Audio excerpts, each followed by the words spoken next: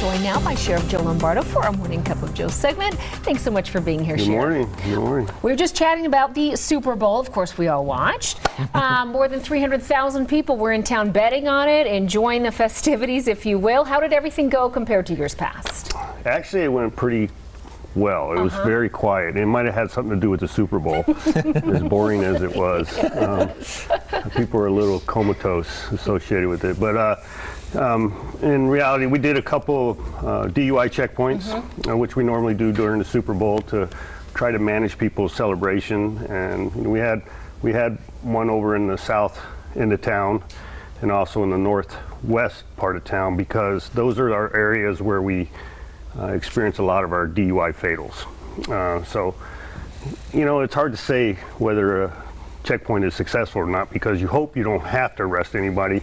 But we did. I think 22 different individuals were arrested for driving under the influence. But as far as the rest of the valley and other types of crime, it was pretty quiet. Right. Before I let you go, John, I did want to get in one quick thing. Sheriff, of course, we're going to be putting our bid in to host the Super Bowl for the Las Vegas Raiders, Raiders Stadium. Any anticipation over that? No, you know, we've been in discussion with the NFL moving forward on their security protocols for their existing stadiums. And it's an ongoing conversation, and I think we'll be prepared. I believe it's August 2020 when they intend to open the stadium and for that season.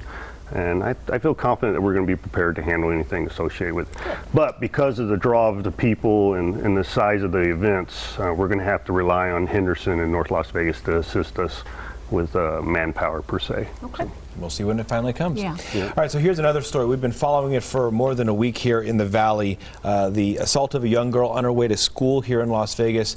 A suspect was captured within 24 hours or so by law enforcement. What were the tools that detectives and investigators were able to use to try and to make that arrest? Well, you know, there's a couple of tools that I can't disclose because it's a benefit to us how we do investigation, but probably the most important piece was the public's help. You know, what we've relied on in the past is people's individual surveillance systems, you know, their camera systems, Ring, things like that, and even the businesses that have surveillance systems.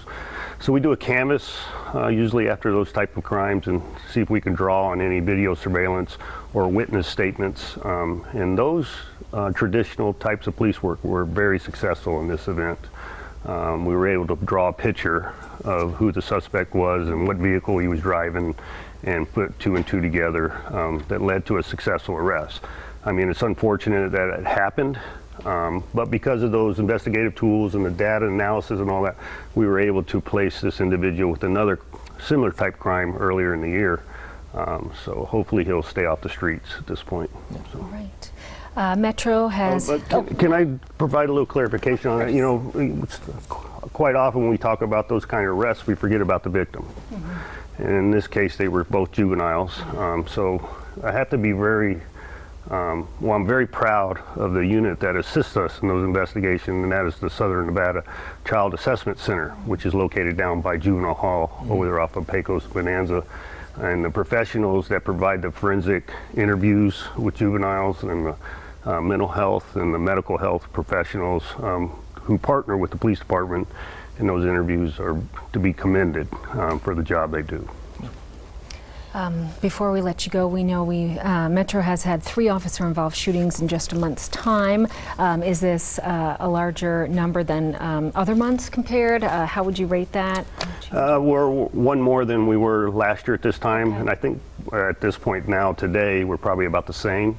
But it's troublesome to put numbers to officer-involved shootings because you know, everything's arbitrary, just like crime, and depending on the situations that suspects put us in, that cause us to use deadly force. But we have to measure it to make sure we're abiding by the policies and procedures and the best practices associated with those type of events. But nothing in these first 3 events are troublesome, in my opinion.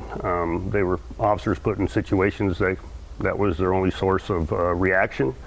But each event is evaluated individually on their own, so we can develop training or put policies in place to address any failures we notice.